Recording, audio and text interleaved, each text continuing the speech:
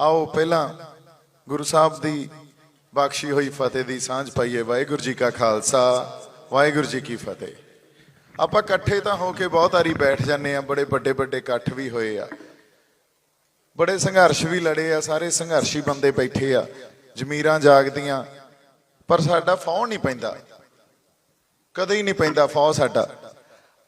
बड़े संघर्ष खड़े हुंदे आ, सानू ऐ लगदा सरबत खालसा वेले भी हुण कुछ बनो, फिर नहीं फौह पिया। बरगाड़ी वेले मोर्चा लग्या भी हुण कुछ बनो, फिर नहीं फौह पिया। ते जे मैं सच तुहानू दसां, किसानी संघर्ष वेले भी उही असीं महल सार ले, फिर नहीं फौह पै रहा। तो साडी लड़ाई की आ, असीं कित्थे खता खा रहे हैं, कित्थे साडी विਉਂਤਬੰਦੀ साडी रणनीति च किते कमी रह जाती आ। जदों तक ये गल तुहाडे समझ नहीं आऊगी, देखो ये गल मैं तुहानू उस शख्स उस जरनैल उन्हां दा हवाला दे के उन्हां दा हवाला दे के समझाउणी चाहना। जिहदे ये गल समझ आ जूगी वो असल लड़ाई ते आ जूगा, जिहदे ये नहीं समझ आउणी वो फिर गुलामी की मानसिकता च गलतान आ। ते जदों किते गुरु महाराज की मेहर होऊगी या इहो जे संत अतर सिंह वर्गे महापुरुषों की मेहर होऊगी ते वो अखां मूहरों परदा फिर किते चक्या जाऊगा।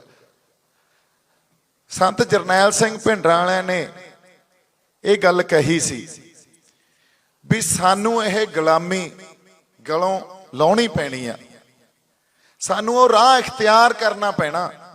ये अज कर लो, होर 10 सालां नूं कर लो, 50 नूं कर लो, ये साडे उत्ते आ। हुण ये वाकई पंजाब दी कौमीयत, बाई जी ने बड़ियां गल्लां कहियां, असीं बहुत कुछ बच्चियां लई कर रहे हैं, लियाकत उन्हां दी सिक्ख्या लई बड़ा कुछ कीता जा रहा, बड़ी तरह दी मैडिकल जिहड़ी सेहत सेवावां भी दित्तियां जा रहीआं।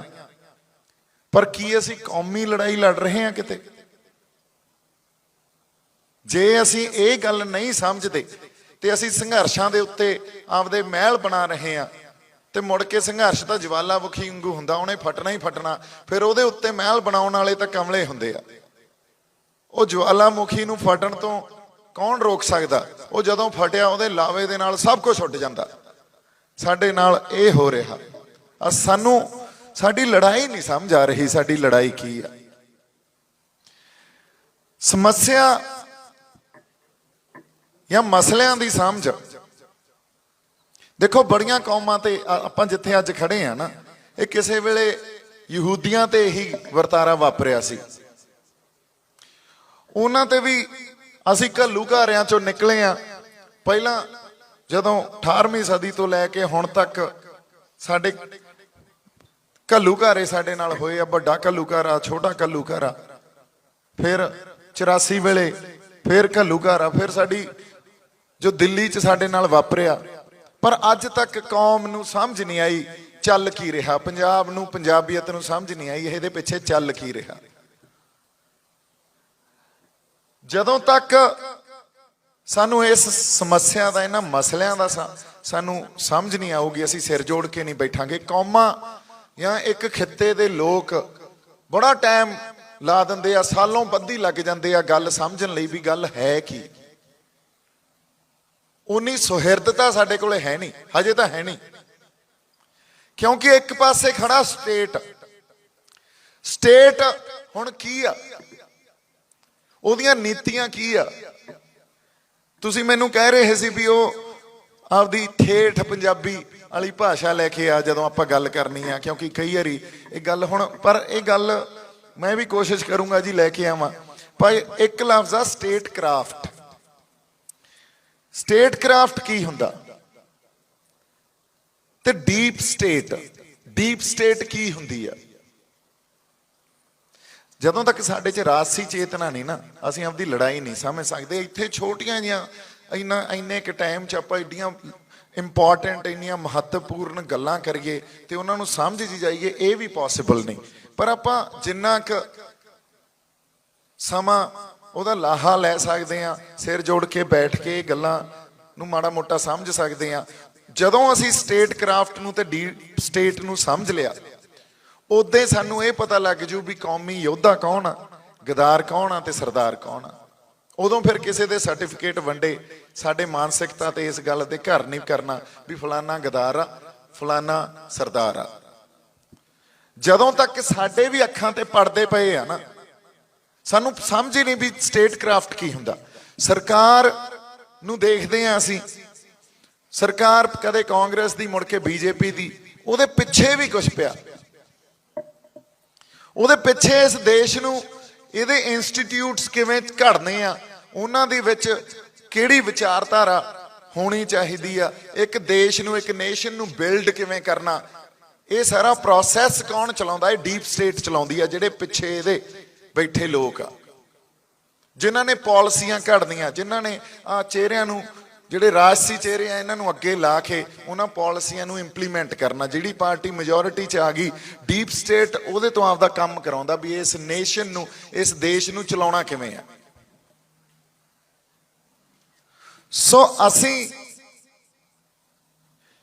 ਜਿਹੜੇ ਖਿੱਤੇ 'ਚ ਵਸਦੇ ਆ, ਅਸੀਂ ਇਸ ਦੇਸ਼ 'ਚ ਮਾਈਨੋਰਿਟੀ ਆ, 2%। ਹਾਲਾਂਕਿ ਗਿਣਤੀਆਂ ਮਿਹਨਤੀਆਂ ਤੋਂ ਸਾਨੂੰ ਸਾਡੇ ਗੁਰੂ ਪਾਤਸ਼ਾਹ ਨੇ ਬਾਹਰ ਕੱਢਿਆ। ਗਿਣਤੀਆਂ ਮਿਹਨਤੀਆਂ ਸਾਡੇ ਲਈ ਮਾਇਨੇ ਨਹੀਂ ਰੱਖਦੀਆਂ, ਉਹ ਵਾਕਈ ਨਹੀਂ ਰੱਖਦੀਆਂ। ਤਾਂ ਹੀ ਉਹ ਸਵਾ ਲੱਖ ਨਾਲ ਇੱਕ ਲੜਾਊ ਵਾਲੇ ਫਲਸਫੇ ਜਿਹੜੇ ਸਾਡੇ ਕੋਲੇ ਆ, ਉਹ ਇਸੇ ਕਰਕੇ ਆ, ਤੇ ਰੱਖਣੀਆਂ ਵੀ ਨਹੀਂ ਚਾਹੀਦੀਆਂ। ਇੱਥੇ ਮੈਂ ਉਹ ਗੱਲਾਂ ਨਹੀਂ ਕਰਨਾ ਆਇਆ ਵੀ ਤੁਹਾਡੇ ਪਸੰਦ ਆਉਣ ਤੇ ਤੁਸੀਂ ਮੇਰੀ ਵਾਹ ਵਾਹ ਕਰੋ, ਉਹ ਤਾਂ ਮਕਸਦ ਹੀ ਨਹੀਂ ਨਾ। ਜੇ ਨਾ ਤੁਹਾਡੇ ਤੋਂ ਵੋਟਾਂ ਮੰਗਣ ਆਏ ਆ, ਬਾਈ ਜੀ ਨੇ ਕਿਹਾ ਆਪਾਂ ਤੁਰਾਂਗੇ, ਪਲੇਟਫਾਰਮ ਵੀ ਬਣਾਵਾਂਗੇ। ਔਰ ਮੈਂ ਤੁਹਾਨੂੰ ਸਹੀ ਦੱਸਾਂ, ਪੰਜਾਬ ਦਾ ਜਿਹੜਾ ਹੱਲ ਪਿਆ, ਉਹ ਪਿਆ 3-4 ਲਹਿਰਾਂ ਇਕੱਠੀਆਂ ਚੱਲਣ। ਇੱਥੇ ਰਾਜਸੀ ਲਹਿਰ ਚੱਲੇ, ਸਮਾਜਿਕ ਲਹਿਰ ਚੱਲੇ, ਇੱਥੇ ਪੰਥਕ ਧਾਰਮਿਕ ਲਹਿਰ ਚੱਲੇ, ਤੇ ਡਾਂਗ ਸੋਟੇ ਵਾਲਾ ਵੀ ਚੱਲਣ ਬੰਦੇ ਨਾਲ। ਇਹ ਗੱਲ ਨੂੰ ਸਮਝਣ ਦੀ ਜ਼ਰੂਰਤ ਆ। ਜਦੋਂ ਤੱਕ ਇਹ 4-5 ਲਹਿਰਾਂ ਇਕੱਠੀਆਂ ਨਹੀਂ ਚੱਲਦੀਆਂ ਤੇ ਉਹਨਾਂ ਦਾ ਆਪਸ 'ਚ ਕੋਆਰਡੀਨੇਸ਼ਨ ਨਹੀਂ ਬਣਦਾ, ਜਦੋਂ ਤੱਕ ਉਹ ਬੰਦੇ ਇੱਕ ਦੂਜੇ ਨੂੰ ਸਪੇਸ ਦੇ ਕੇ ਨਹੀਂ ਚੱਲਦੇ ਵੀ ਇੱਕ ਦੂਜੇ ਦੀ ਤੁਸੀਂ ਨਿੰਦਿਆ ਵੀ ਕਰ ਸਕਦੇ ਹੋ, ਇੱਕ ਦੂਜੇ ਦੇ ਐਕਸ਼ਨ ਨੂੰ ਵੀ ਨਿੰਦ ਸਕਦੇ ਹੋ, ਤੇ ਉਸ ਗੱਲ ਨੂੰ ਦੂਜੀ ਧਿਰ ਸਮਝੇ ਤੇ ਉਹਦੀ ਖਿਲਾਫਤ ਜਾਂ ਉਹਦੀ ਦੁਸ਼ਮਣ ਧਿਰ ਨਾ ਬਣ ਕੇ ਖੜੀ ਹੋ ਜੇ। ਅੱਜ ਸਾਡੇ ਨਾਲ ਕਿਸਾਨੀ ਸੰਘਰਸ਼ 'ਚ ਕੀ ਹੋ ਰਿਹਾ? ਜੇ ਅਸੀਂ ਆਪਦੇ ਹੀ ਬਜ਼ੁਰਗਾਂ ਦੀ, ਆਪਦੇ ਆਗੂਆਂ ਦੀ ਮਾੜੀ ਮੋਟੀ ਉਹਨਾਂ ਨੂੰ ਕੋਈ ਨਸੀਹਤ ਦਿੰਨੇ ਆ, ਕਿਉਂ ਨਹੀਂ ਦੇ ਸਕਦੇ? ਦੇ ਸਕਦੇ ਆ। ਉਮਰ ਦਾ ਤੇ ਗਿਆਨ ਦਾ ਤਾਂ ਕੋਈ ਸੰਬੰਧ ਨਹੀਂ। ਇਹ ਤਾਂ ਪਤਾ ਨਹੀਂ ਕਦੋਂ ਉਸ ਪ੍ਰਮਾਤਮਾ ਅਕਾਲ ਪੁਰਖ ਵਾਹਿਗੁਰੂ ਨੇ ਕਿਹੜੀ ਚਿੰਗ ਤੁਹਾਡੇ ਅੰਦਰ ਲਾ ਦੇਣੀ ਆ, ਕਿਹਦੀ ਜ਼ਮੀਰ ਜਾਗ ਜਾਣੀ ਆ, ਕਿਹਦੇ ਅੱਖਾਂ ਤੋਂ ਪਰਦਾ ਉਹ ਉੱਠ ਜਾਣਾ। ਸੰਤਾਂ ਦੇ ਪਰਦਾ ਅੱਖਾਂ ਤੋਂ ਆਈ ਉੱਠ ਗਿਆ ਸੀ ਨਾ। ਉਦੋਂ ਰਵਾਇਤ ਸੀ, ਦਮਦਮੀ ਟਕਸਾਲ ਦੇ ਮੁਖੀ ਸੀ ਵੀ ਜਦੋਂ ਕੋਈ ਮੁਖੀ ਇੱਕ ਅਕਾਲ ਚਲਾਣਾ ਕਰਦਾ, ਔਰ ਸੰਤਾਂ ਨੂੰ ਤਾਂ ਪ੍ਰਤੱਖ ਸੀ ਵੀ ਹੁਣ ਲੜਾਈ ਆਮਣੋ ਸਾਹਮਣੀ ਆ, ਹੁਣ ਤਾਂ ਸ਼ਹਾਦਤ ਦੇਣੀ ਪਊ, ਤੇ ਉਹ ਆਉਣ ਵਾਲੇ ਮੁਖੀ ਦਾ ਨਾਂ ਦੱਸ ਕੇ ਜਾਂਦਾ। ਪਰ ਉਹਨਾਂ ਨੇ ਇਹ ਗੱਲ ਸਮਝ ਲਈ ਸੀ ਵੀ ਇੱਥੇ ਸੰਸਥਾਵਾਂ ਤੇ ਇੱਥੇ ਟਕਸਾਲਾਂ ਦੀ ਲੜਾਈ ਨਹੀਂ ਆ, ਲੜਾਈ ਇਦੋਂ ਵੱਡੀ ਆ। ਸੋ ਮੁਖੀ ਦਾ ਨਾਂ ਦੱਸਣਾ ਨਹੀਂ ਦੱਸਣਾ, ਇਹ ਕੋਈ ਉਸ ਵੇਲੇ ਜਿਹੜੇ ਆਗੂ ਜਾਂ ਜਰਨੈਲ ਹੁੰਦੇ ਆ ਨਾ ਕੌਮਾਂ ਦੇ, ਉਹ ਫਿਰ ਆਪਦੀਆਂ ਸੰਸਥਾਵਾਂ ਤੋਂ ਉੱਤੇ ਉੱਠ ਕੇ ਉਹ ਕੌਮ ਦੀ ਗੱਲ ਕਰਦੇ ਆ, ਉਹ ਉਸ ਪੱਧਰ ਤੇ ਜਾ ਕੇ ਸੋਚਦੇ ਆ। ਸੰਤ ਜਰਨੈਲ ਸਿੰਘ ਨੇ ਅਗਲੇ ਕਿਸੇ ਮੁਖੀ ਦਾ ਨਾਂ ਨਹੀਂ ਦੱਸਿਆ। ਔਰ ਦੇਖੋ, ਇਹੋ ਜਿਹਾ ਬਿਰਤਾਂਤ ਰਚਤਾ ਸਾਡੇ ਲਈ ਜਿਹੜਾ ਅਸੀਂ ਸਮਝ ਹੀ ਨਹੀਂ ਸਕੇ। ਇਹੋ ਜਿਹਾ ਬਿਰਤਾਂਤ ਰਚਤਾ ਜਿਹੜੇ ਵੱਡੇ ਵੱਡੇ ਸਾਹਿਤਕਾਰ, ਵੱਡੇ ਵੱਡੇ ਜਿਹੜੇ ਇੰਟੈਲੈਕਚੁਅਲਸ ਜਿਨ੍ਹਾਂ ਨੂੰ ਅਸੀਂ ਕਹਿੰਦੇ ਆ ਵੀ ਇਹ ਤਾਂ ਬੁੱਧੀਜੀਵੀ ਆ, ਉਹ ਵੀ ਨਹੀਂ ਰਚ ਸਕੇ, ਕਿਤਾਬਾਂ ਲਿਖ ਨਹੀਂ ਰਚ ਸਕੇ। ਜੇ ਕਿਤੇ ਉਹ ਵਰਤਾਰਾ ਨਾ ਵਾਪਰਦਾ, ਅੱਜ ਤੱਕ ਸਾਡੀ ਹੋਂਦ, ਜਿਹੜੀ ਹੋਂਦ ਨੂੰ ਆਪਾਂ ਬਚਾਉਣ ਦੀ ਗੱਲ ਕਰ ਰਹੇ ਆ, ਇਹ ਤਾਂ ਖਤਮ ਸੀ।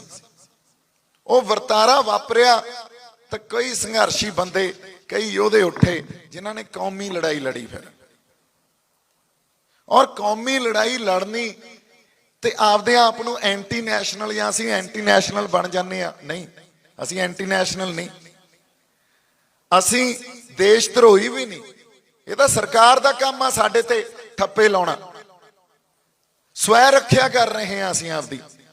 ਇਹਦਾ ਤਾਂ ਤੁਸੀਂ ਵੇਖੋ, ਉਸ ਕੁਦਰਤ ਨੇ ਹਰ ਜੀਵ ਨੂੰ ਸਵੈ ਰੱਖਿਆ ਦਾ ਅਧਿਕਾਰ ਦਿੱਤਾ। ਉਹਦੇ ਕੋਲੇ ਕੁਛ ਨਾ ਕੁਛ ਸੈਲਫ ਡਿਫੈਂਸ ਮੈਕੈਨਿਜ਼ਮ ਦਿੱਤਾ, ਕੁਛ ਨਾ ਕੁਛ ਉਹ ਆਪਦਾ ਸੈਲਫ ਡਿਫੈਂਸ ਕਰ ਸਕਦਾ, ਚਾਹੇ ਕੋਈ ਪਸ਼ੂ ਆ, ਚਾਹੇ ਪੰਛੀ ਆ, ਤੇ ਚਾਹੇ ਮਨੁੱਖ ਆ।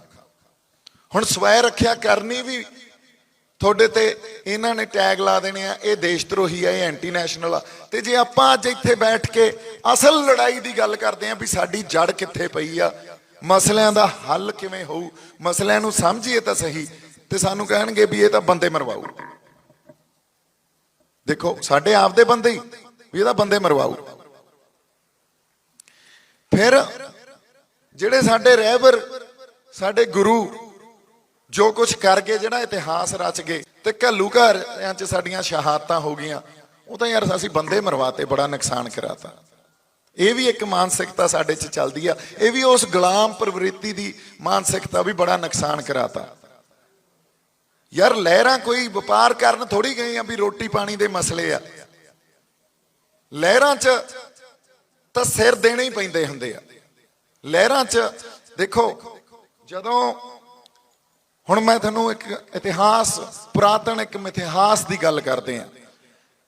ਕਹਿੰਦੇ ਜਦੋਂ ਮਹਾਭਾਰਤ ਦਾ ਯੁੱਧ ਹੋ ਗਿਆ ਨਾ, ਤੇ ਬਲਰਾਮ ਸੀ ਜਿਹੜਾ, ਉਹ ਕ੍ਰਿਸ਼ਨ ਨੂੰ ਆ ਕੇ, ਕ੍ਰਿਸ਼ਨ ਜੀ ਨੂੰ ਆ ਕੇ ਕਹਿੰਦਾ ਵੀ ਤੂੰ ਦੋਖੀ ਆ, ਤੂੰ ਆਪਸ ਚ ਭਾਈਆਂ ਨੂੰ ਲੜਾ ਕੇ ਤੇ ਇਹਨਾਂ ਦਾ ਖੂਨ ਡੋਲਿਆ, ਆ ਧਰਤੀ ਲਾਲ ਹੋ ਗਈ ਕੁਰੂਕਸ਼ੇਤਰ ਦੀ। ਤੇ ਜੇ ਤੂੰ ਆਪਦੇ ਆਪ ਨੂੰ ਰੱਬ ਹੀ ਕਹਿਲਾਉਣਾ ਵੀ ਤੂੰ ਰੱਬ ਆ, ਫਿਰ ਤੂੰ ਜਿਹੜੇ ਧਰਮ ਦੀ ਸਥਾਪਨਾ ਕਰ ਰਿਹਾ ਸੀ, ਉਹ ਧਰਮ ਦੀ ਸਥਾਪਨਾ ਕੋਈ ਮਹਾਮਾਰੀ ਫੈਲਾ ਦਿੰਦਾ, ਜਿਹੜੇ ਦੋਖੀ ਆ ਜਾਂ ਧਰਮੀ ਬੰਦੇ ਉਹਨਾਂ ਨੂੰ ਮਰਵਾ ਦਿੰਦਾ। ਉਹ ਕਹਿੰਦਾ ਨਹੀਂ, ਇਹ ਆਉਣ ਵਾਲੇ ਸਦੀਆਂ ਤੱਕ ਇਸ ਮਨੁੱਖ ਜਾਤ ਨੇ ਇਹ ਤੋਂ ਸਬਕ ਲੈਣਾ। ਜਦੋਂ ਕਿਤੇ ਮਨੁੱਖਾਂ ਨੂੰ, ਮਨੁੱਖੀ ਜਾਤ ਨੂੰ, ਮਾਨਸ ਜਾਤ ਨੂੰ ਧਰਮ ਦੀ ਸਥਾਪਨਾ ਦੀ ਲੜਾਈ ਲੜਨੀ ਪਊਗੀ, ਧਰਮ ਬਿਨਾਂ ਖੂਨ ਡੋਲਿਆਂ ਸਥਾਪਿਤ ਹੋ ਹੀ ਨਹੀਂ ਸਕਦਾ। ਤੁਸੀਂ ਉਦੋਂ ਬਾਅਦ ਇਤਿਹਾਸ ਦੇਖ ਲਓ। ਔਰ ਉਸੇ ਧਰਮ, ਉਸੇ ਯੁੱਧ ਚੋਂ ਇਹ ਵਾਇਲੈਂਸ, ਕਹਿੰਦੇ ਆ ਨਾ ਵੀ ਵਾਇਲੈਂਸ ਕਰਾਤੀ, ਵੀ ਦੇਖੋ ਇਹ ਤਾਂ ਲਾਲ ਕਿਲਾ ਹਿੰਸਾ, ਕਿਵੇਂ ਸਰਕਾਰਾਂ ਇਹ ਆਪਦੀਆਂ ਬੋਲੀ ਘੜਦੀਆਂ ਤੇ ਸਾਨੂੰ ਉਸ ਬੋਲੀ ਦੇ ਥਰੂ ਦੇਖਣ ਲਾ ਦਿੰਦੀਆਂ। ਸਾਨੂੰ ਐਂ ਲੱਗਦਾ ਵੀ ਵਾਕਈ ਯਾਰ ਸਾਡਾ ਬੰਦਾ, ਮੈਨੂੰ ਆਪਦੇ ਆਪ ਨੂੰ ਲੱਗ ਜਾਂਦਾ ਯਾਰ ਕੁਝ ਗਲਤ ਤਾਂ ਨਹੀਂ ਕਰ ਬੈਠੇ। ਐਡਾ ਵੱਡਾ ਬਿਰਤਾਂਤ ਆ, ਐਡਾ ਵੱਡਾ ਬਿਰਤਾਂਤ ਰਚਦੇ ਆ, ਫਿਰ ਆਪਦੇ ਸਿਧਾਂਤਾਂ ਤੇ ਵਾਪਸ ਜਾਂਦੇ ਆ, ਕਹਿੰਦੇ ਨਹੀਂ ਇਹ ਤਾਂ ਇੱਕ ਵਹਿਣ ਸੀ। ਉੱਥੇ ਕੋਈ ਦੀਪ ਸਿੱਧੂ ਹੁੰਦਾ, ਦੀਪ ਸਿੱਧੂ ਕੀ ਤਿਣਕਾ, ਇੱਕ ਹਵਾ ਆਉਂਦੀ ਆ, ਝੱਖੜ ਆਉਂਦਾ, ਵਹਿਣ ਆਉਂਦਾ, ਵੇਗ ਵਗਦਾ, ਉਹਦੇ ਚ ਉਹ ਵਗ ਜਾਂਦਾ ਨਾਲ ਹੀ। ਉੱਥੇ ਉਹਦਾ ਕੋਈ ਹਸਤੀ ਨਹੀਂ ਆ, ਲਹਿਰਾਂ ਦਾ ਇੱਕ ਵੇਗ ਹੁੰਦਾ। ਹੁਣ ਉਹ ਲਹਿਰਾਂ 'ਚ ਉਸ ਵੇਗ ਦੇ ਹਿਸਾਬ ਨਾਲ ਵਰਤਾਰੇ ਵਾਪਰਨੇ ਹੁੰਦੇ ਆ। ਸਰਕਾਰਾਂ ਉਹਨੂੰ ਕਹਿੰਦੀਆਂ ਇਹਨਾਂ ਨੇ ਵਾਇਲੈਂਸ ਕਰਾਤਾ, ਇਹਨਾਂ ਨੇ ਆਹ ਕਰਾਤਾ, ਸਾਡੇ ਬੰਦੇ ਵੀ ਮੰਨ ਜਾਂਦੇ ਆ। ਤੇ ਉਹ ਮਹਾਭਾਰਤ ਚੋਂ ਗੀਤਾ ਨਿਕਲੀ, ਉਹ ਵਾਇਲੈਂਸ ਚੋਂ ਹੀ ਨਿਕਲੀ ਸੀ ਨਾ। ਧਰਮ ਯੁੱਧ ਕਿਹਾ ਗਿਆ ਉਸ ਮਹਾਭਾਰਤ ਦੇ ਯੁੱਧ ਨੂੰ, ਉਹ ਵਾਇਲੈਂਸ ਹੀ ਸੀ ਨਾ। ਧਰਤੀ ਕੁਰੂਕਸ਼ੇਤਰ ਦੀ ਲਾਲ ਹੋ ਗਈ ਸੀ। ਸੋ ਸਾਨੂੰ ਆਪਦੇ ਬੜਾ ਕੁਛ, ਮੈਂ ਦੇਖੋ ਇਹ ਗੱਲਾਂ ਇਸ ਕਰਕੇ ਕਰ ਰਿਹਾ, ਰਾਜਸੀ ਚੇਤਨਾ ਤੇ ਸਾਡੀ ਲੜਾਈ ਕੀ ਆ, ਜਦੋਂ ਤੱਕ ਸਾਨੂੰ ਇਹ ਨਹੀਂ ਪਤਾ ਲੱਗੂ ਉਦੋਂ ਤੱਕ ਅਸੀਂ ਬਹੁਤ ਲੜਾਈਆਂ ਲੜੀ ਜਾਵਾਂਗੇ, ਸਾਡਾ ਫਾਉ ਪੈਣਾ ਹੀ ਨਹੀਂ ਕਿਤੇ।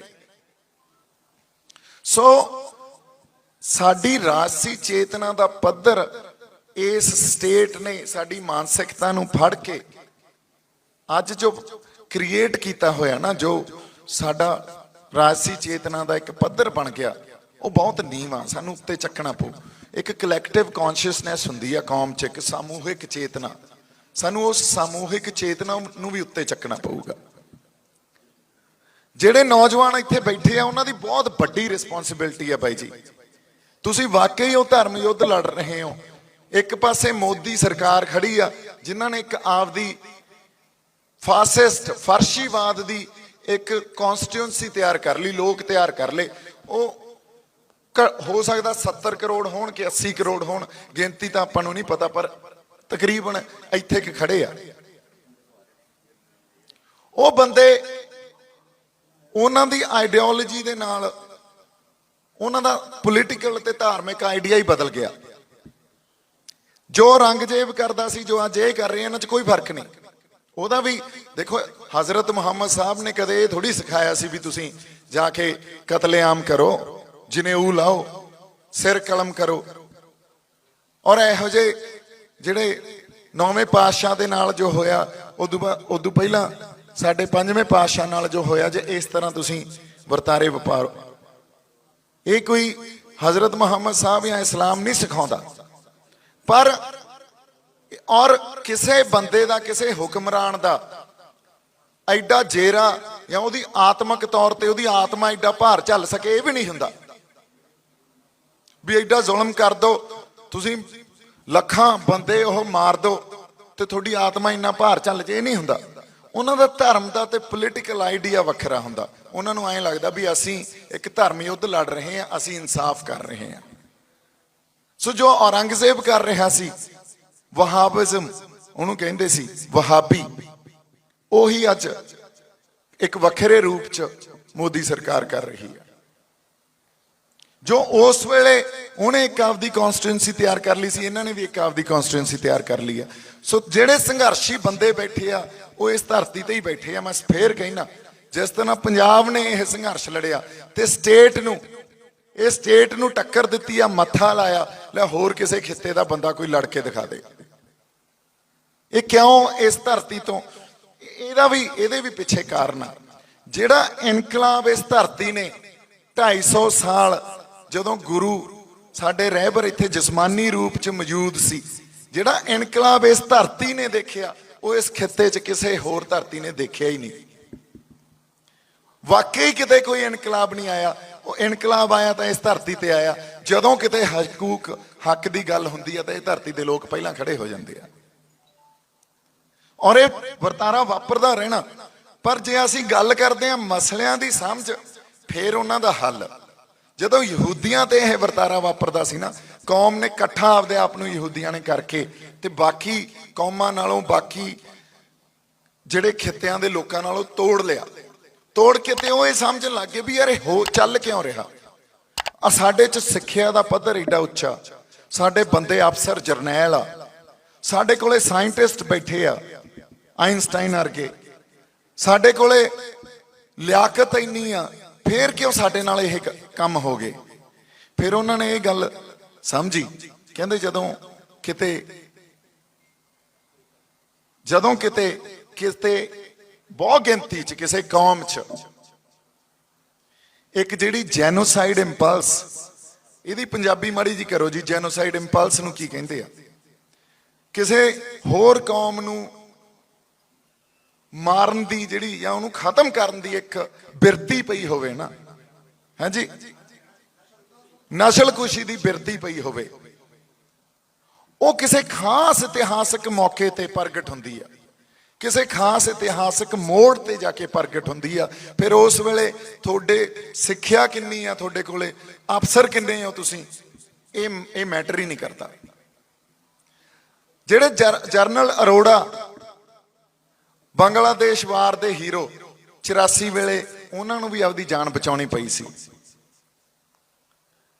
ਇੱਥੋਂ ਤੱਕ ਕਿ ਹੋਮ ਮਿਨਿਸਟਰ, ਰਾਸ਼ਟਰਪਤੀ ਨੂੰ ਆਪਦੀ ਜਾਨ ਬਚਾਉਣੀ ਪਈ ਸੀ। ਸੋ ਜਦੋਂ ਨਸਲਕੁਸ਼ੀ ਦੀ ਬਿਰਤੀ ਨੇ ਕਿਤੇ, ਇਹ ਬਿਰਤੀ ਕਿਤੇ ਚੱਲ ਰਹੀ ਹੈ ਥੱਲੇ, ਉਹ ਇੱਕ ਖਾਸ ਇਤਿਹਾਸਕ ਮੋੜ ਆਉਂਦਾ, ਉਸ ਵੇਲੇ ਉਹ ਪ੍ਰਗਟ ਹੋ ਜਾਂਦੀ ਆ। ਫਿਰ ਇਹ ਬਸ ਇਹ ਕੁਛ ਨਹੀਂ ਦੇਖਦੇ। ਤੇ ਸਾਡੇ ਨਾਲ ਉਹ ਮੋੜ ਆਏ ਹੋਏ ਆ, ਹੋ ਸਕਦਾ ਆਉਣ ਵਾਲੇ ਸਮੇਂ 'ਚ ਵੀ ਉਹ ਮੋੜ ਆਉਣ। ਤੇ ਫਿਰ ਕੌਮ ਨੂੰ ਕਰਨਾ ਕੀ ਚਾਹੀਦਾ, ਪੰਜਾਬੀਆਂ ਨੂੰ ਕਰਨਾ ਕੀ ਚਾਹੀਦਾ? ਜਦੋਂ ਤੱਕ ਅਸੀਂ ਕਲੈਕਟਿਵ ਕੌਨਸ਼ੀਅਸਨੈਸ, ਰਾਜਸੀ ਚੇਤਨਾ, ਸਟੇਟ ਕ੍ਰਾਫਟ, ਡੀਪ ਸਟੇਟ ਕੀ ਆ, ਕੰਮ ਕਿਵੇਂ ਹੁੰਦੀਆਂ, ਏਜੰਸੀਆਂ ਕੀ ਕੰਮ ਕਰਦੀਆਂ, ਸਾਡੇ ਤਾਂ ਸਿੱਧਾ ਜਿਹਾ ਲੱਗ ਜਾਂਦਾ ਨਾ ਵੀ ਆ ਦੀਪ ਸਿੱਧੂ ਏਜੰਸੀਆਂ ਦਾ ਬੰਦਾ ਜੀ ਆ ਖੜਾ ਸਾਹਮਣੇ। ਅਸੀਂ ਤਾਂ ਐਂ ਸਮਝ ਲੈਂਦੇ ਆ ਵੀ ਏਜੰਸੀਆਂ ਦੇ ਬੰਦੇ ਐਂ ਤੁਰੇ ਫਿਰਦੇ ਆ, ਤੇ ਉਹਨਾਂ ਦਾ ਉਹ ਤੁਹਾਡੇ ਨਾਲ ਆਹ ਗੱਲ ਆ ਕੇ ਕਰਨਗੇ ਜਿਹੜੀਆਂ ਗੱਲਾਂ ਮੈਂ ਕਰ ਰਿਹਾ। ਸੋ ਇਹ ਗੱਲਾਂ ਜਦੋਂ ਤੱਕ ਸਾਡੇ ਸਮਝ ਨਹੀਂ ਆਉਣਗੀਆਂ, ਸਾਨੂੰ ਸਾਡੇ ਮਸਲੇ ਨਹੀਂ ਸਮਝ ਆਉਣੇ ਤੇ ਉਹਨਾਂ ਦੇ ਹੱਲ ਨਹੀਂ ਨਿਕਲਣੇ। ਬਾਕੀ ਇੱਕ ਗੱਲ ਜ਼ਰੂਰ ਆ, ਜਦੋਂ ਇਨਕਲਾਬ ਲਿਆਉਣਾ, ਦੇਖੋ ਇਨਕਲਾਬ ਹੁਣ ਦਿੱਲੀ ਬਹਿ ਕੇ ਜੇ ਅਸੀਂ ਕਹੀਏ ਕੋਈ ਅੰਬ ਆ ਤੇ ਅਸੀਂ ਤੋੜ ਲਈਏ, ਇਹ ਕੋਈ ਅੰਬ ਤਾਂ ਨਹੀਂ ਆ ਵੀ ਅਸੀਂ ਤੋੜ ਲਾਂਗੇ, ਕੋਈ ਫਲ ਫਰੂਟ ਨਹੀਂ ਆ, ਇਹਦੇ ਕੋਈ ਫਾਰਮੂਲੇ ਵੀ ਨਹੀਂ ਹੁੰਦੇ। ਸੋ ਪਰ ਇਨਕਲਾਬ ਵਾਸਤੇ ਜਿੰਨੇ ਇਨਕਲਾਬੀ ਯੋਧੇ ਹੋਏ ਆ, ਉਹਨਾਂ ਨੇ ਇੱਕ ਗੱਲ ਜ਼ਰੂਰ ਕਹੀ ਆ, ਜਿਹੜੇ ਤੁਸੀਂ ਬੈਠੇ ਹੋ ਨਾ ਪਿੰਡਾਂ ਦੇ, ਆਪਾਂ ਬੰਦੇ ਬੈਠੇ ਆ, ਵੀ ਜਦੋਂ ਕਿਤੇ ਇਨਕਲਾਬ ਨੇ ਉੱਠਣਾ ਜਾਂ ਆਉਣਾ, ਉਹਨੇ ਪਿੰਡਾਂ 'ਚ ਉੱਠਣਾ। ਸ਼ਹਿਰਾਂ ਵਾਲਿਆਂ ਨੇ ਮੁੜ ਕੇ ਮਗਰ ਲੱਗਣਾ ਤੁਹਾਡੇ। ਨਹੀਂ ਤਾਂ ਸ਼ਹਿਰਾਂ ਵਾਲੇ ਇੱਕ ਆਪਣੇ, ਮੈਂ ਜਦੋਂ ਜੇਲ੍ਹ 'ਚ ਸੀ ਨਾ, ਤੇ ਉੱਥੇ ਮੇਰੀ ਮੁਲਾਕਾਤ ਯਾਸਿਨ ਮਲਿਕ ਨਾਲ ਹੋਈ। ਉਹ ਜੰਮੂ ਕਸ਼ਮੀਰ ਲਿਬਰੇਸ਼ਨ ਫੋਰਸ ਦਾ ਕਮਾਂਡਰ ਇਨ ਚੀਫ ਸੀ। ਉਦੋਂ ਬਾਅਦ ਉਹਨਾਂ ਨੇ ਆਪਦਾ ਹਥਿਆਰਬੰਦ ਸੰਘਰਸ਼ ਜਿਹੜਾ ਉਹ ਸੀਜ਼ ਫਾਇਰ ਹੋਈ, ਤੇ ਉਹਨਾਂ ਨੇ ਫਿਰ ਇੱਕ ਪੀਸਫੁਲ ਸਟਰਗਲ ਸ਼ੁਰੂ ਕੀਤੀ। ਪਰ ਉਹਨਾਂ ਨੂੰ ਹਥਿਆਰਬੰਦ ਸੰਘਰਸ਼ 'ਚ ਸਪੇਸ ਤਾਂ ਮਿਲਦੀ ਨਹੀਂ ਹੁੰਦੀ, ਤਾਂ ਸੰਘਰਸ਼ ਉੱਥੋਂ ਤੱਕ ਪਹੁੰਚਦਾ, ਤੇ ਉਹਨਾਂ ਨੂੰ ਪੀਸਫੁਲ ਸਟਰਗਲ 'ਚ ਵੀ ਸਪੇਸ ਨਹੀਂ ਦਿੱਤੀ ਗਈ, ਚੱਕ ਜੇਲ੍ਹਾਂ 'ਚ ਸਿੱਟਤਾ। ਇਹ ਆਪਣੇ ਨਾਲ ਵੀ ਹੋਣੀਆਂ ਗੱਲਾਂ, ਹਜੇ ਤਾਂ 2 ਮਹੀਨੇ ਹੀ ਲਾਏ ਆ। ਸੋ ਉਹਨੇ ਮੈਨੂੰ ਇੱਕ ਗੱਲ ਦੱਸੀ, ਤੇ ਉਹ ਕਹਿੰਦਾ, ਉਹਨੇ ਮੈਨੂੰ ਇੱਕ ਪੋਇਟਰੀ ਸ਼ੇਅਰ ਦੱਸਿਆ, ਕਹਿੰਦਾ तेरे गम को जहां की तलाश थी, तेरे जानिसार चले गए, तेरी राह में करते थे सर तलब, सरे राह गुजर चले गए, ये हम ही थे जिनके लिबास पर सरे राह स्याही लिखी गई, यही दाग सजा सजा के हम सरे बज़ में यार चले गए, न रहा रुखे जुनूने वफा, ये रस्मों ये दार करोगे क्या, न रहा रखे जुनूने वफा, ये रस्मों ये दार करोगे क्या, जिन्हें जुल्म सितम पर नाज था वो गुनहगार चले गए, ये हम ही थे जिनके लिबास पे सरे राह से आही लिखी गई, यही दाग सजा सजा के हम सरे बज़ में यार चले गए। हुणे जदों मैनूं उन्होंने शेर सुनाया, मैं उन्होंने एक सवाल पूछा सी, मैं कहा यार इन्ने मेरे ते दूषणबाजी, इन्ना कुछ गदार, परिवार नूं घड़ीस लिया। कहंदा बाई जी जिहड़े राह ते तू तुर पिया, जिहड़ी धिर नाल मत्था लाई बैठा, उन्होंने तेरे लिबास ते आही छट्टे पाउणे आ, यही छट्टे यही दाग सजा सजा के तैनूं ਉਹ ਸਾਰੇ ਬਜ਼ में ਬਾਜ਼ਾਰਾਂ ਚੋਂ ਨਿਕਲਣਾ ਪੈਣਾ, ਤੇ ਉਹਨੂੰ ਸਜਾ ਕੇ ਨਿਕਲਣਾ ਪੈਣਾ ਵੀ ਆਹ ਵੇਖੋ ਮੇਰੇ ਦਾਗ, ਆਹ ਵੇਖੋ ਮੇਰੇ ਛੱਟੇ। ਤੇ ਜਿਹੜੇ ਕਹਿੰਦੇ ਹੁੰਦੇ ਆ ਨਾ, ਤੇਰੇ ਗਮ ਕੋ ਜਾਂ ਕੀ ਤਲਾਸ਼ ਥੀ, ਤੇਰੇ ਜਾਨੇਸਾਰ ਚਲੇ ਗਏ, ਵੀ ਬਾਈ ਅਸੀਂ ਨਾਲ ਆ ਯਾਰ, ਅਸੀਂ ਕੋਈ ਨਹੀਂ ਤੇਰੇ ਨਾਲ ਆ, ਖੜੇ ਆ, ਉਹ ਤਾਂ ਸਭ ਤੋਂ ਪਹਿਲਾਂ ਉਹਨਾਂ ਨੇ ਪਾਸੇ ਹੋ ਜਾਣਾ ਹੁੰਦਾ। ਪਰ ਜਿਹੜੇ ਬੰਦਿਆਂ ਨੇ ਖੜਨਾ ਹੁੰਦਾ ਉਹ ਪਿੰਡਾਂ 'ਚ ਬੈਠੇ ਆ। ਹੁਣ ਜੇ ਅਗਲੀ ਵਾਰੀ ਪੰਜਾਬ ਜਾਏਗਾ ਤਾਂ ਪਿੰਡਾਂ 'ਚ ਹੋ ਜੀ, ਉਹ ਬੰਦੇ तेरे नाल तुरनगे, वो बंदे इनकलाब लैके आउणगे। आ शहरियां ने, वपारियां ने सब तो पहला भजना हुंदा।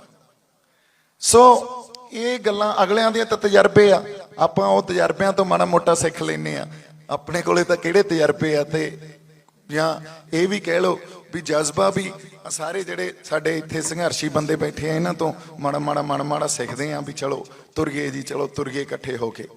पर जिमें दानगढ़ बाई जी ने एक गल कही सी भी कोई प्लेटफॉर्म क्रिएट करिए। प्लेटफॉर्म आपां बिल्कुल सानू, मैं तुहानू कहा भी तुहानू 4 तरह की जथेबंदक ढांचा, पंथक मसलियां ते बोलण, मैं तो साबित सूरत भी नहीं है, पंथक मसलियां ते बोल भी नहीं सकता, एक्सैप्टेबिलिटी भी नहीं है ना।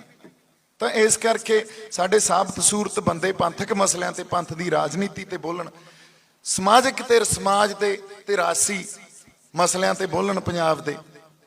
फिर साडे कोले जिहड़ी असीं एक गल करदे सी भी ਉਹ ਧਿਰ ਵੀ ਹੋਵੇ ਜਿਹੜੀ ਅੱਖਾਂ ਚੱਖਾਂ ਪਾ ਕੇ ਸਰਕਾਰ ਨਾਲ ਗੱਲਾਂ ਕਰ ਸਕੇ, ਜਿਵੇਂ ਹੀ ਡਾਂਗ ਸੋਟੇ ਵਾਂਗੂ ਗੱਲਾਂ ਕਰ ਸਕੇ ਵੀ ਅਸੀਂ ਦੱਸੋ ਜੀ। ਤੇ ਇੱਕ ਮੇਨਸਟ੍ਰੀਮ ਪੋਲਿਟਿਕਸ ਕੀ ਆ? Vote politics. ਸੌਰੀ ਮੈਂ ਥੋੜਾ ਜਿਹਾ ਹੋ ਸਕਦਾ ਜਾਂਦੇ ਜਾਂਦੇ ਆਪਾਂ ਗੱਲਾਂ ਕਰਦੇ ਰਹੀਏ, ਪਰ ਜੇ ਕੁਛ ਨਹੀਂ ਕਿਸੇ ਦੇ ਕੋਈ ਗੱਲ ਸਮਝ ਆਈ ਜਾਂ ਮੇਰੇ ਤੋਂ ਕੁਝ ਪੁੱਛਣਾ ਚਾਹੁੰਦਾ, ਵਿੱਚੋਂ ਰੋਕ ਕੇ ਵੀ ਪੁੱਛ ਲਓ, ਚਾਹੇ ਬਾਅਦ ਚ ਪੁੱਛ ਲਿਓ। ਹੁਣ ਮੇਨਸਟ੍ਰੀਮ ਪੋਲਿਟਿਕਸ, ਵੋਟ ਪੋਲਿਟਿਕਸ ਕੀ ਹੁੰਦੀ ਆ? ਵੋਟ ਪੋਲਿਟਿਕਸ ਸਾਨੂੰ ਐਂ ਲੱਗਦਾ ਵੀ ਚੋਣਾਂ ਜਿੱਤ ਲਓ ਤੇ ਸਾਡਾ ਹੱਲ ਹੋ ਜੂ। ਉਹ ਇੱਕ ਅੰਸ਼ਕ ਜੀ ਪ੍ਰਾਪਤੀ ਜ਼ਰੂਰ ਹੋ ਜੂਗੀ। ਜਿਹੜੇ ਸਾਡੇ ਬੰਦੇ ਬਾਕੀ ਲੜ ਰਹੀਆਂ ਧਿਰਾਂ, ਉਹਨਾਂ ਦੀ ਸਪੋਰਟ ਜੀ ਇੱਕ ਜ਼ਰੂਰ ਹੋ ਜੂਗੀ।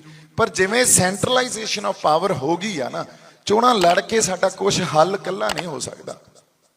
ਪਰ ਲੜਨੀਆਂ ਸਾਨੂੰ ਫੇਰ ਵੀ ਚਾਹੀਦੀਆਂ, ਸਾਨੂੰ ਲੜਨੀਆਂ ਚਾਹੀਦੀਆਂ। ਇੱਕ ਧਿਰ ਆਪਦੀ ਖੜੀ ਕਰਨੀ ਚਾਹੀਦੀ ਆ ਜਿਹੜੀ ਤੁਹਾਡੇ ਹੱਕ ਹਕੂਕ ਦੀ ਗੱਲ ਕਰੇ, ਜਿਹੜੀ ਜਾ ਕੇ ਵਿਧਾਨ ਸਭਾ 'ਚ, ਲੋਕ ਸਭਾ 'ਚ ਤੁਹਾਡੇ ਆਵਾਜ਼ ਬੁਲੰਦ ਕਰੇ। ਅੱਜ ਤੱਕ ਸਾਡੇ ਨਾਲ ਇਹ ਵੀ ਨਹੀਂ ਵਾਪਰਿਆ।